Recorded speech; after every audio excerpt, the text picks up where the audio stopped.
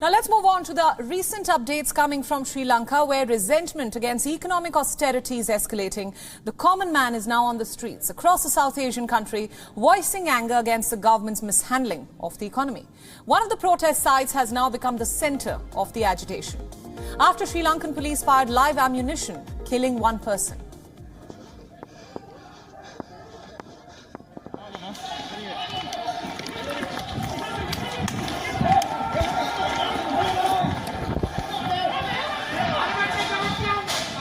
Peaceful protests have been taking place since last month across the island nation of 22 million people.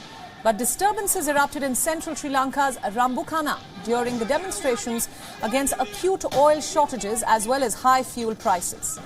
A key railway line was blocked by a group of protesters for hours. The Sri Lankan police reportedly asked protesters to move away, but then it opened fire, killing one man and wounding 29 others, including 11 cops.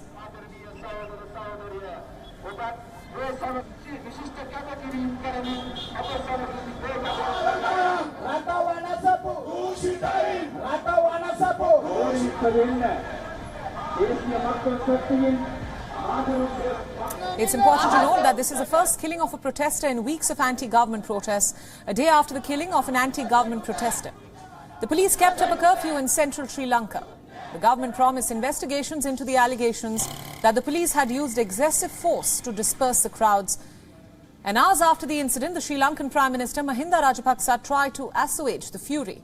He put out a tweet urging the Sri Lankan police to carry out an impartial probe. The opposition that plans to bring a no-confidence motion against the government is also set to corner the Rajapaksa government over the killing. The killing has triggered international condemnation. The Sri Lankan Human Rights Commission has now called for a probe into the incident. Foreign diplomats also condemned the violence.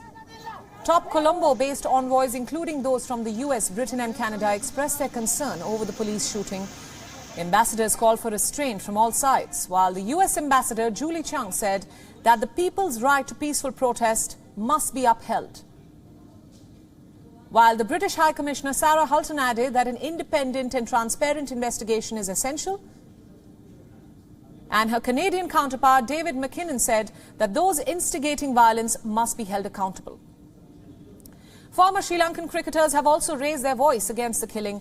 Criticizing the Sri Lankan government, Mahela Jayawardene expressed his anger against the police who opened fire, saying that there can be no excuse to shoot at the protesters, while Kumara Sangakkara called it a shameful instance of brutality. Across the country, there were protests against a sharp rise in fuel prices and the shortage of diesel and petrol.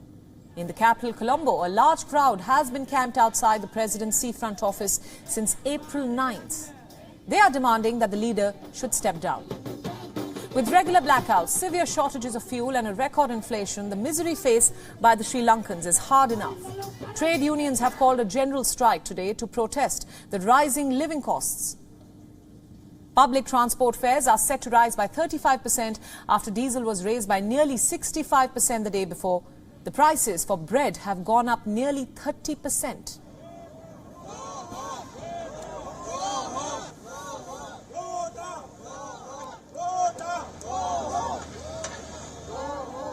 Our correspondent Dasuni Athora is on the ground tracking the situation in Colombo. She has now sent us this report. Take a look.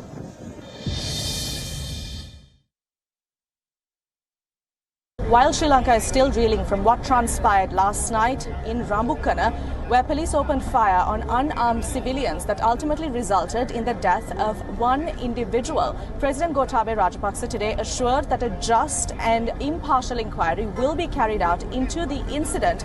However, much of the nation is still in shock and in anger as to why the police of Sri Lanka opened fire on unarmed civilians that ultimately resulted in the death of one citizen. That's not all. Over on in the parliament today, opposition leader Sajith Premadasa made a revelation that the Speaker of Parliament on a prior occasion had mentioned that President Gotabaya Rajapaksa is in fact ready to resign, given that all party leaders of the opposition are unanimous in their decision requesting for the president to step down.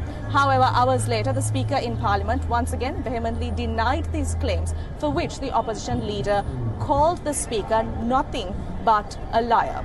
Stay with WION as we bring you the very latest from here in Sri Lanka of Sri Lanka's worsening economic crisis. Reporting from Colombo, from the Gotago village, I'm Dasumi Atalda.